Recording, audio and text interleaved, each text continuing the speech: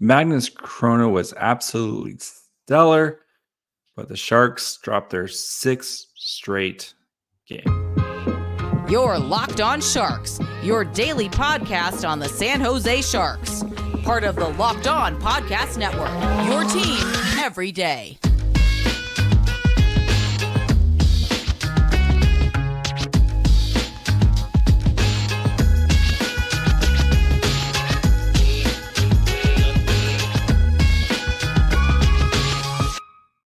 Hello, welcome to Locked On Sharks, the premier hockey podcast covering your favorite team in the Bay Area. My name is JD Young, contributor at San Jose Hockey Now. And I want to thank you for making Locked On Sharks your first listen. Probably part of the Locked On Network. We cover your team every day. If you want to be an everyday, all you have to do is just follow wherever you get podcasts, or you can watch on YouTube as well.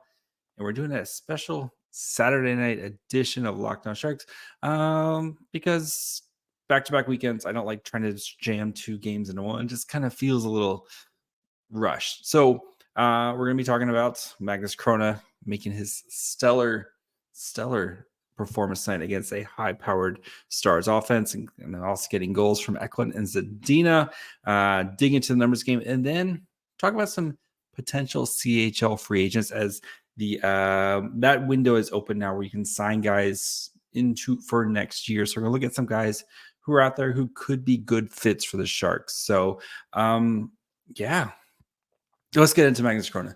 Chrona was absolutely stellar tonight.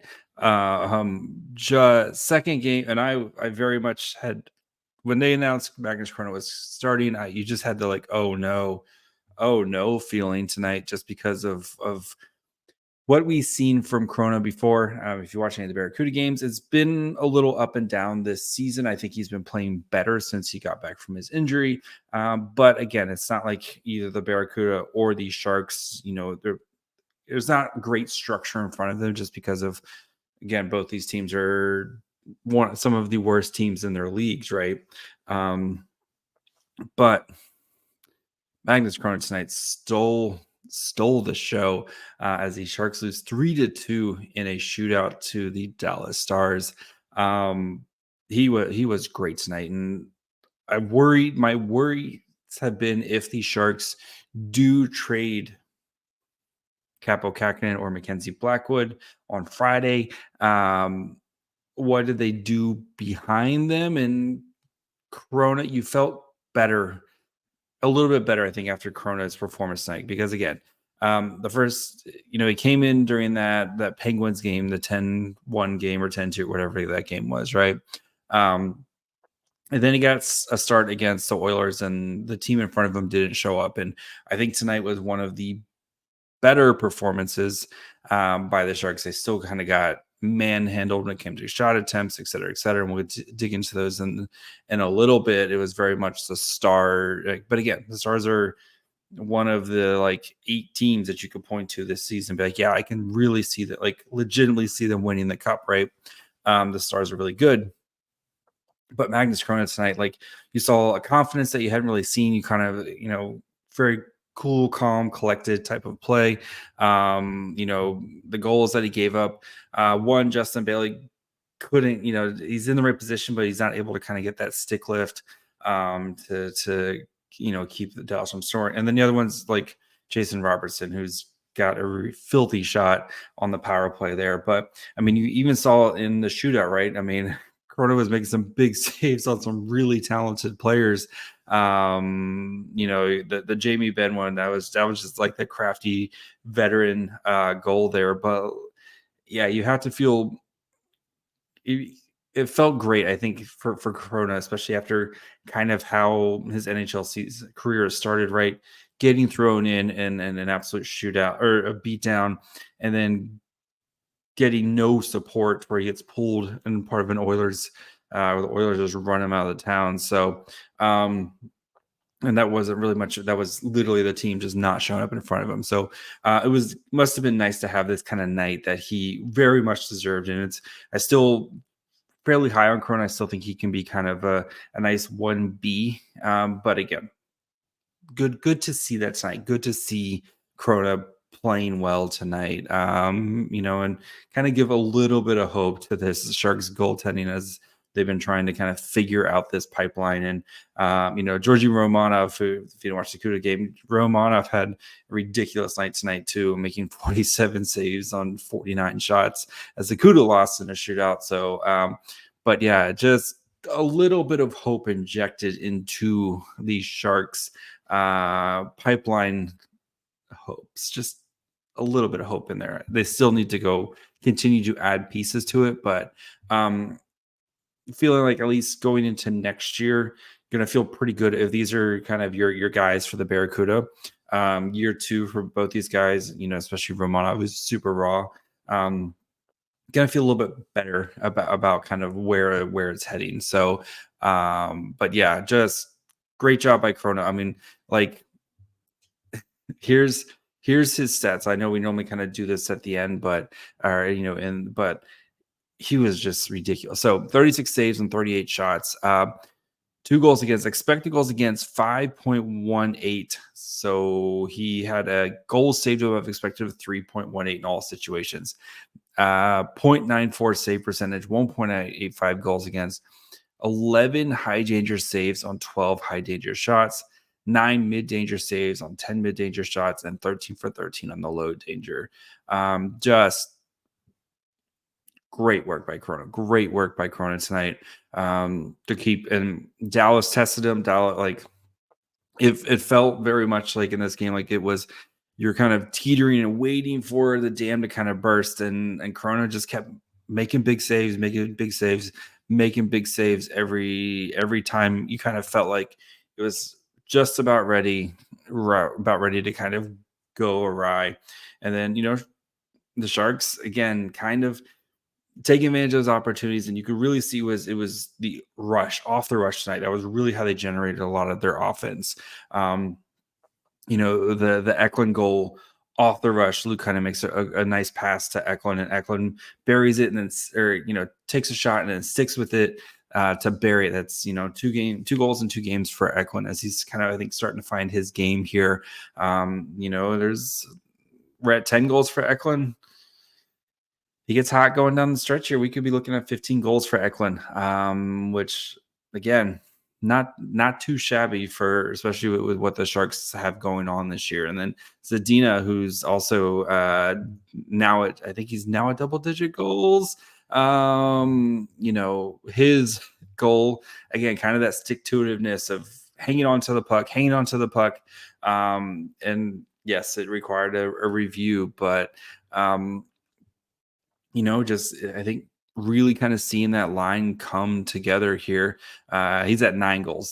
So he needs 1 more goal to tie his career high with 10 goals. And if he keeps playing the way he's playing, I don't see why he won't, especially I think him and Eklund. We'll dig into that line here in a little bit, but all your major contributions tonight, right? Magnus Chrona, who's a child still. He's what, 22, 23, pulling up his age right now. He's 23, right? Zadina, 24, Eklund, 21. These are your young players who hope to be pieces of your team going forward. You're getting contributions for those guys. So, good to see from that. Some other kind of news and notes before we kind of dig into the numbers here. Barabanov is out. He'll be out at least on this road trip. So we'll see what happens there. The Sharks are just getting murdered with injuries. Hoffman left this game, got busted in the mouth, came back. Zetterlund left this game for a little bit after blocking a shot, but he came back in the third period. And then Ty Emerson is going to be week to week with a laceration, which stinks because that's just been his whole season, right? It's just been injury and then comes back, injury, then comes back. So that's kind of where we're at on the injury front here. If LeBanc was a healthy scratch tonight and the Sharks played 11-7, we'll see what happens if Zetterlund's foot kind of swells up on him, or if Hoffman needs some more like procedure done for his mouth. We'll see what the Sharks do. The Barracuda they don't play again until next Friday, so if they need to get someone into Minnesota tonight, they could probably get someone into Minnesota tonight. But we'll probably we'll probably know more by the start of the actual game. It's probably going to be pretty quiet until the very last minute. So we'll dig into the numbers here and kind of what they said. Look at how this Eklund, Zadina kind of line's been continuing to play well as we're kind of navigating this Eklund center experiment. So we'll dig into that here in just 1 second.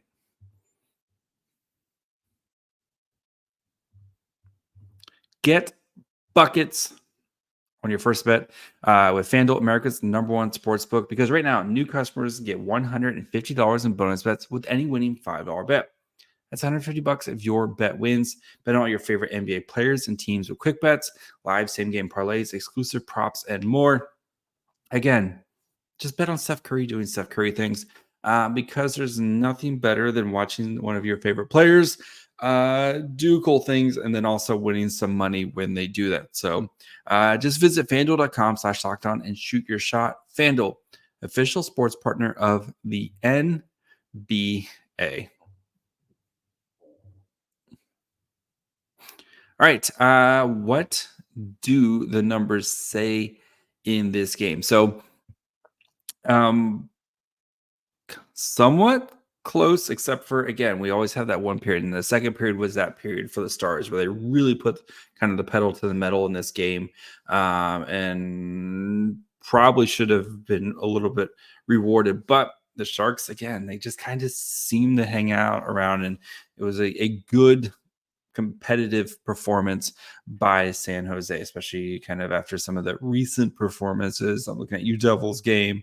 I'm looking at you kind of the special teams performance on against the Ducks, but shot attempts in a little under 50 minutes played of 5v5. 58-47 in favor of the Stars. That's 55.24 to 44.76 Corsi 4. Shots for 25-19 in favor of the Stars. 27-18 scoring chances in favor of the Stars. 11-5 high danger chances. 2.48 to 1.71 expected goals for in favor of the Stars. But it's that third period where you really saw the big difference. The Stars had 30-16 shot attempts, 17-5 actual shots. This is at 18 minutes of 5v5, 16-3 scoring chances, 6-1 high danger chances, 1.34 to 0.49 expected goals for. So that third period, the Stars kind of really took it to the Sharks, and the credit to the Sharks kind of hanging in there, and Magnus Chrona doing having a great night tonight. But the other periods were much more even. The first period was 0.82 to 0.7 expected goals for in favor of the Stars, and then it was 0.32 to 0.52 and expected goals for in favor of the Sharks at 5v5. So and that's. And I mean, honestly, the Sharks, if they had a little bit better shooting talent, they probably win this game, and I think the power play kind of let them down. I know the power play played well last game with, having 3 goals against the Ducks, but the power play tonight I thought was a lot uglier, especially it just felt slow and choppy, and guys just kind of standing around, especially the 4-on-3 and overtime there. That's where you want to kind of, I know you don't practice it, but you want to kind of get guys moving a little bit more. And I thought it was just a lot of kind of standing around, passing the puck, kind of looking for lanes instead of, it wasn't very crisp, right? And the Stars team is really, really good, and that the execution there was kind of the difference between the two teams, right? You saw the Stars power play. They had the 1 goal. It looks really, yes, it was very quick, Jason Robertson, but even in the other one, it was very, the other power play opportunities that the Stars had, just much superior power play. And yes, they're a much more talented team, and that power play is a very good power play. But you can at least mimic the execution. I feel the Sharks right now, power play is still, the execution isn't quite there. And, you've had the Granlund, you've had the Lunds, right, and Duclair, at least 4 out of the 5 pieces have kind of all played together for a majority, and you would hope by now you'd see a little bit better execution. I think that's kind of what let the Sharks down tonight. was not being able to kind of capitalize, especially in the overtime there, with Duclair and the Lens not really kind of, again, a lot of standing around, and I get it, right? You want to be sure when you, in overtime, you want to be sure that when you take a shot, it's not leading to a breakout the other way.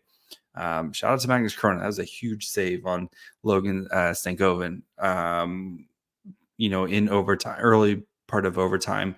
But again, like that, the execution there, I think was killer for the Sharks, just not being able to kind of get something going there. Not a little bit more high danger is what you wanted to see. So, but digging to the forward line. So again, going to be a little scrambled because they went 11-7 tonight. So Zetterlund, Granlund, Duclair played the most, 13-10, 12-19 shot attempts. Actual shots was 5-8. Expected goals 4.42 to 0.79. 5-9 scoring chances and 1-5 high danger chances. The Cunnin, Eklund, Zadina line, 13. They played 11-43, 13-18 shot attempts. Actual shots was 6-6. Did have both the goals in this game. 0.5 to 0.74 expected goals for 4-8 scoring chances, 1-8 for high danger chances.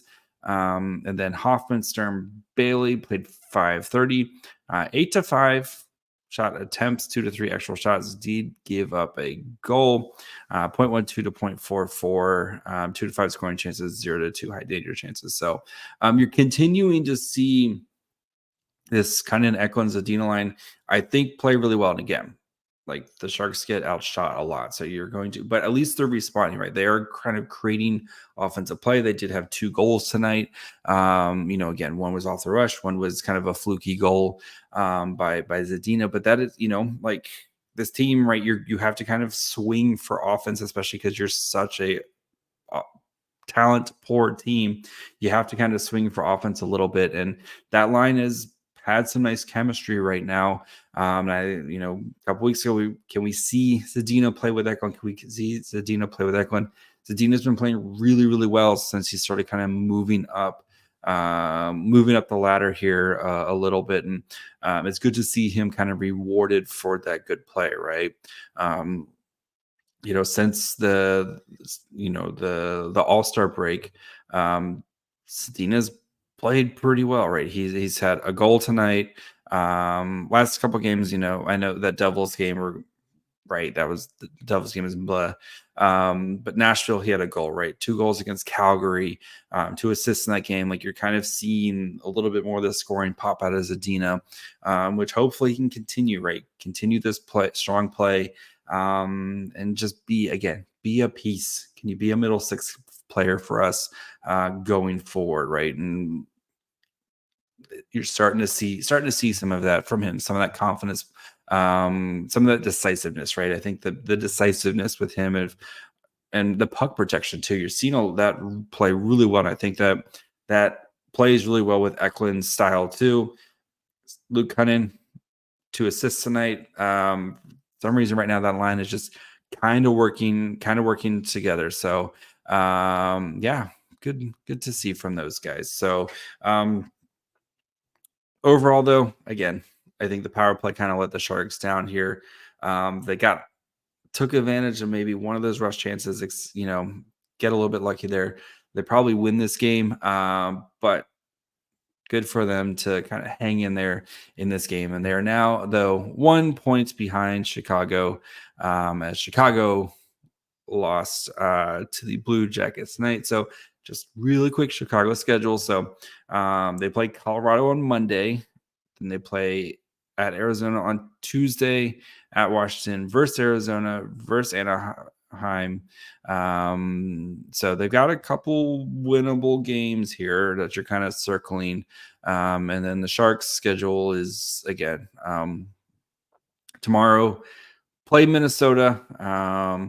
Then they play Dallas again, the Islanders, Ottawa, Philly, and then they start a East Coast trip against Philly, Pittsburgh, Columbus, Chicago. So we'll see. So there's still plenty of hope. So for some more hope, potential guys, We're going to dig into some potential CHL free agents here in just 1 second. If you want to start kind of planning your summer, maybe you want to go see a Giants game, or maybe you want to go see a Warriors game right now, go see a concert, whatever you want to do. Game Time has got you covered. They have killer last minute deals, all in prices, views from their seat, and their best price guarantee. Game Time takes the guesswork out of buying tickets. The thing I love about Game Time is you can see what your seat is going to look like. There's nothing worse than getting to an event and realizing you have bad seats. Actually, the only thing worse is when you go to check out and other competitors slam a bunch of fees on top of the price. With Game Time, you have all in pricing, so you know exactly what you're going to pay when you go to check out. Buy tickets in seconds with 2 taps, and they're obsessed with finding ways to help save money on tickets. So take the guesswork out of buying tickets with Game Time. Download the Game Time app, create an account, and use code LOCKEDON for $20 off your first purchase. Terms apply. Again, create an account and redeem code LOCKEDON, LOCKEDON, for $20 off. Download Game Time today. Last minute tickets, lowest price, guaranteed. All right, let's finish up with some CHL free agents. So just as a reminder, so these guys are so remember, right after you get drafted with the CHL, if you get drafted, you have 2 years. Famously, like Max McHugh, right? Drafted, Sharks decided they didn't want to retain his talent. And then this, right, like he just signed his ELC with the Columbus Blue Jackets. So there's a bunch of players who either not got drafted, maybe they got drafted, teams didn't hold on to their rights, et cetera, et cetera. So these types of players are, usually they're going to be like 20 years old. They're D+3 type of seasons, right? And again, these guys aren't like superstars in the making. These are kind of, maybe kind of a AHL type of guys, maybe, just guys you want to kind of take a shot on. And so Elite Prospects put out a really nice list of guys, and even some of the guys on this have already signed. But as of March 1st, you can sign players for next season, right? So if you want to sign a guy, their contract actually won't kick in until next season. And it's, most of these guys are 20 years old. Like they're not going to be able to play in juniors next year. So maybe they'll play in the ECHL or whatever. Famous like Mitchell Russell, Sharks signed him a couple seasons ago. He's going to go, he's been kind of missed all last year, missed the first chunk of this season, but now he's playing with Wichita. And he's kind of starting to define his groove a little bit down there. So they have a few guys on here that I just thought would be really interesting players. So one player I really like is actually did a draft profile on him a couple of years ago, Trevor Wong. So he plays for the Saskatoon Blades. Blades are just an absolute monster this year. Good friends, Saskatoon. So Tristan Robbins went there, but he has been like, he's a smaller player. He's 5'9", 159 pounds, plays center or left wing. He'd probably more of a winger in these, once he kind of gets up. And again, 5'9", smaller guy, but he can play in a lot of different areas. He's really good with kind of still playing inside, even though he's a smaller player. Really good. He's actually pretty solid defensively as well. His passing is really, really good. One of his better kind of attributes with him. And again, 5'9", you never know with you, but there is a chance. This is a type of guy, right, where the skills are so good. You take a chance on him, let him come in and play for you. So I liked him. Thought the Sharks should have drafted him a couple years ago. He's a guy I would definitely kind of take a look at here.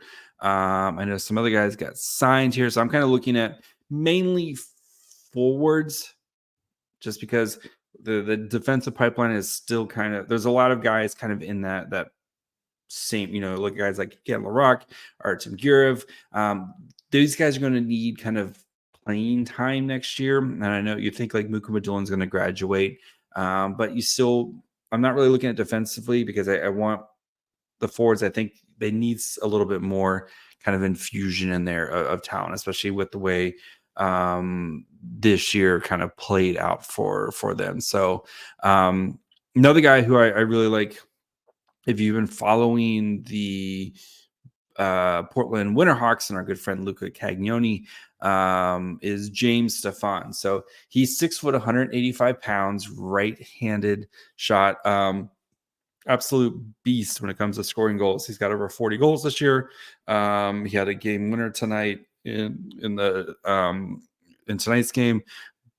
But I think with him, something that's really interesting is his ability to kind of score off the rush and shorthanded. He has 5 shorthanded goals this year, which again, just trying to add a different dynamic for him. And again, good size frame, right? At 6 foot and 185 pounds. He's a disciplined defensive player, so I think his style will fit in the AHL. He's a guy, again, want to kind of maybe take a chance on, right? All these guys are kind of dart throws here that you're trying to kind of take a chance on, get him in your system and see what happens. So he's another guy I kind of really do like. Gabe Clayson, also on the Portland Winterhawks, a little bit smaller, 5'10", 179 pounds. But he does play center. He's got a very good shot. And he's also been working on his playmaking.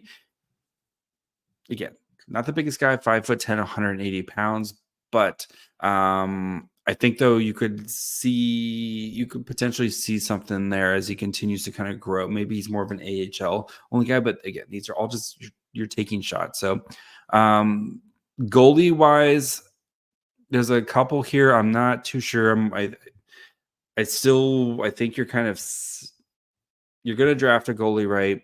Hopefully you're going to draft a goalie. You're kind of set in that department. I think between Chrona and Romanov, who I think have both played well enough this season and shown enough flashes to kind of let them have the rope. There's plenty of time to talk about Eetu Makiniemi, but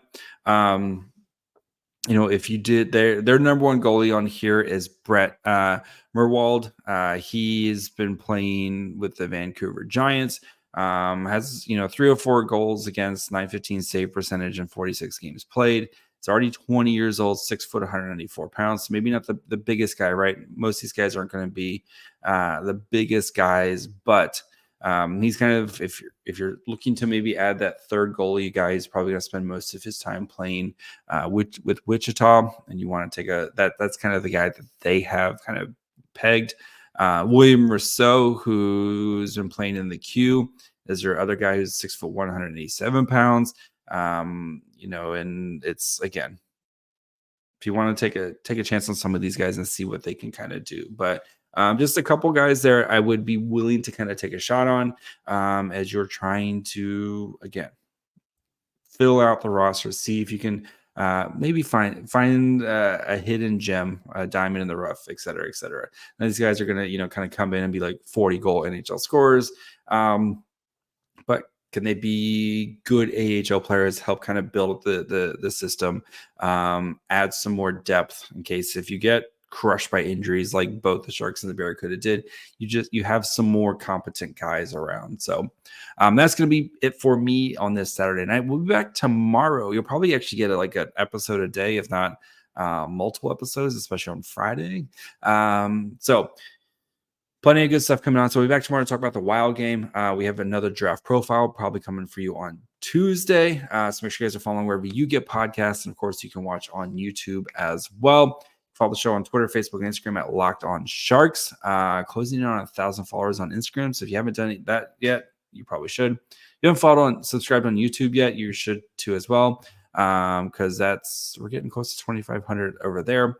So yeah, and then you can follow me on Twitter at MyFryHole. Till tomorrow.